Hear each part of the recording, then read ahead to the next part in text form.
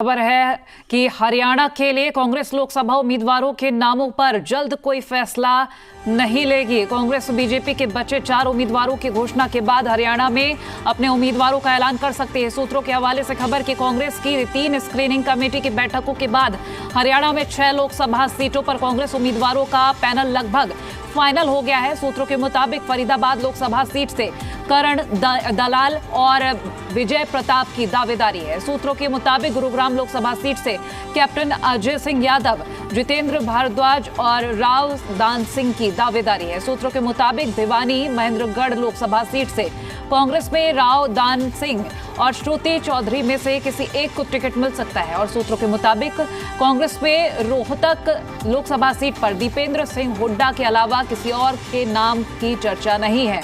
सूत्रों के हवाले से यह भी खबर कि सिरसा लोकसभा सीट से विधायक शीशपाल केहरवाला और रतिया से पूर्व विधायक जरनैल सिंह की दावेदारी है।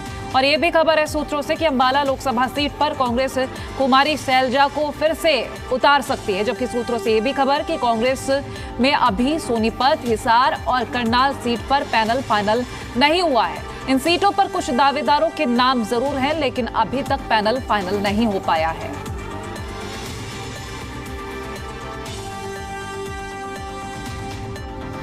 बड़ी खबर आपसे हम साझा कर रहे हैं। उम्मीदवारों पर जल्द फैसला अभी तो नहीं, क्योंकि कुछ सीट्स बची हैं जिन पर नाम फाइनल नहीं हुए हैं। विनोद लांबा लाइव हमारे साथ जुड़ गए हैं। विनोद, हरियाणा में अगर हम दावेदारों की बात करें तो कांग्रेस अभी जल्द लिस्ट जारी नहीं करेगी, क्या कुछ अपडेट मिल पा रही है? देखिए, सूत्रों से पुख्ता जानकारी मिली है। वेट एंड वॉच की रणनीति कहीं ना कहीं अपनाई जा रही है। लगातार 2 दिनों से सीईसी चल रही है, केंद्रीय चुनाव समिति की बैठक कांग्रेस की, लेकिन हरियाणा के किसी एक सिंगल सीट पर भी नाम की चर्चा नहीं हुई है। ये सबसे बड़ा कारण है। और दूसरी बात करें तो 25 मई के आसपास वोटिंग होनी है, यानी कि मई में जाकर लास्ट में वोटिंग होनी है हरियाणा में, और 6ठे चरण का चुनाव है। तो कांग्रेस की राष्ट्रीय स्तर पर जो प्लानिंग है, जो स्ट्रेटेजी है, उसमें जो पहले 2-3 चरण के दावेदार है या 2-3 चरणों में जहां वोटिंग होनी है, उन सीटों पर नाम को पहले फाइनल किया जाएगा और हरियाणा का नंबर बाद में आएगा। जब केंद्रीय चुनाव समिति में ही अब तक हरियाणा के नाम पे चर्चा नहीं हुई है, तो उससे साफ समझा जा सकता है कि टिकटों को लेकर, हरियाणा की लोकसभा टिकटों को लेकर कांग्रेस में कोई जल्दबाजी नहीं है। 3 राउंड की बैठक हो चुकी है। जो स्क्रीनिंग कमेटी की बैठक होती है, जिसमें स्क्रीनिंग कमेटी के चेयरमैन, एक सदस्य और 2 रिप्रेजेंटेटिव के तौर पर नेता प्रतिपक्ष और प्रदेश अध्यक्ष बैठते हैं, वहां तक के नामों की पैनल की जो चर्चा है वो दर्शकों के सामने है। और ये महत्वपूर्ण है कि जो 4 सीट पर अभी तक भाजपा के उम्मीदवार भी तय नहीं हुए हैं। रोहतक को छोड़ दिया जाए तो रोहतक में वर्सेस अरविंद शर्मा वर्सेस दीपेंद्र हुड्डा साफ नजर आ रहा है, क्योंकि प्रचार दीपेंद्र हुड्डा ने भी शुरू कर दिया है और सांसद अरविंद शर्मा ने भी प्रचार शुरू कर दिया। और दोनों ही जो उम्मीदवार के तौर पर हो सकते हैं, उनकी पार्टी ने उनके टिकट के नाम की घोषणा नहीं की है। इसके अलावा अगर बात की जाए तो तमाम अंबाला रिजर्व सीट की है, तो अंबाला रिजर्व सीट में अब ये पार्टी के ऊपर तय होगा कि कुमारी शैलजा से किस तरीके से, या कहें कि पार्टी फोर्सफुली या कहती है या फिर एक ड्यूटी लगाती है कि आपको चुनाव लड़ना है तो ही खुद लड़ेंगी। क्योंकि लगातार वो कहती आ रही हैं, जो महासचिव भी हैं, पूर्व प्रदेश अध्यक्ष भी हैं हरियाणा की, कुमारी शैलजा साफ तौर पर कहती आ रही है कि वो लोकसभा नहीं, वो विधानसभा चुनाव लड़ना चाहती हैं। लेकिन पार्टी अगर तय करेगी तो अंबाला में उनसे बेहतर नाम नहीं मिल सकता। सिरसा का नाम हमने दिखाया किस तरह से एक विधायक और एक पूर्व विधायक का भी यहां कहीं ना कहीं जो दावा बनता हुआ नजर आ रहा है।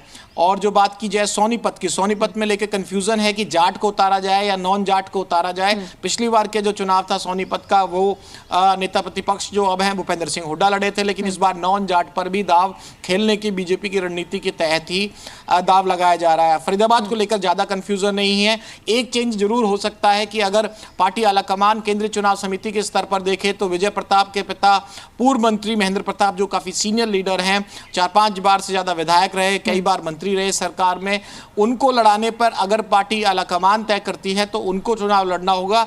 उनकी खुद की इच्छा विजय प्रताप के तौर पर ही नजर आती है। तो निश्चित तौर पर इस तरह के जो समीकरण बनते नजर आ रहे हैं तमाम सीटों पर। गुरुग्राम की अगर बात कर ले, कैप्टन अजय सिंह यादव का नाम बाद में शामिल कर लिया गया है, क्योंकि पहले उनकी नाराजगी थी, उन्होंने अपना कोई आवेदन नहीं दिया था और आवेदन की पूरी प्रक्रिया के खिलाफ थे। लेकिन हमें पुख्ता सूत्रों से पता चला है कि कैप्टन अजय सिंह यादव के नाम की भी चर्चा है। पहले वो उम्मीदवार रहे हैं और मंत्री ही रहे हैं। जितेंद्र भारद्वाज कार्यकारी अध्यक्ष हैं हरियाणा में और हुड्डा गुट के करीबी नेता माने जाते हैं। उनके नाम पर भी एक कहीं ना कहीं नया एक्सपेरिमेंट करने की पार्टी सोच रही है। और रावदान सिंह की जो दावेदारी है, महेंद्रगढ़ से सीनियर विधायक हैं, उनकी 2 सीटों पर दावेदारी है। गुरुग्राम के अलावा रावदान सिंह पूरी ताकत के साथ महेंद्रगढ़ भिवानी की सीट मांग रहे हैं, जहां से श्रुति चौधरी यानी कि किरण चौधरी का यानी कि बंसीलाल परिवार लड़ता आया है। और वहां गैर जाट को अगर टिकट देने का फॉर्मूला तय होता है तो वहां रावदान सिंह एक मजबूत दावेदार हो सकते हैं, जिनका नाम गुरुग्राम और महेंद्रगढ़ भिवानी दोनों पैनल में है। रोहतक का जिक्र हो गया और शीशपाल कहरवाला सिरसा की बात की जाए तो वो विधायक हैं।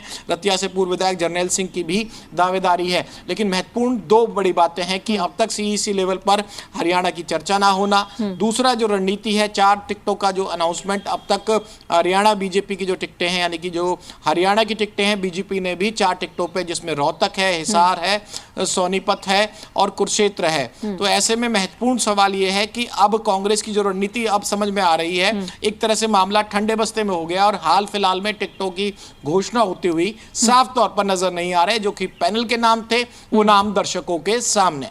निश्चित तौर पर। चलिए, बहुत शुक्रिया हमारे साथ जुड़ने के लिए और ये महत्वपूर्ण तथ्य इतने अच्छे से समझाने के लिए।